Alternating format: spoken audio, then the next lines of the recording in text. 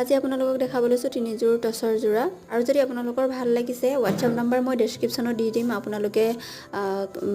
screenshot লৈ WhatsApp কৰিব পাৰিব আৰু বুকিং কৰিব পাৰিব আমাৰ কেমেৰাত কিন্তু ইমান ভাল নহ'ব পাৰে আৰু ৰিয়েলত চাব আপোনালোকে বহুতেই ধুনীয়া সঁচাকৈ কৈছোঁ বহুত ধুনীয়া কাপোৰ কেইযোৰ ল'বলৈ পাৰিব আপোনালোকক যদি অফাৰ লাগে সোমবাৰে আহি যাব অফাৰ দিয়া হয় সোমবাৰে আৰু 3যোৰ যোৰা অলপ বেলেগ বেলেগ মানে সিম্পল যোৰাই দেখাইছোঁ আপোনালোকক কিছুমান ৰেডিমেড চিলাই থৈ দিয়া আছে যদি আপোনালোকৰ ভাল লাগিছে সোনকালে বুকিং কৰিব কিন্তু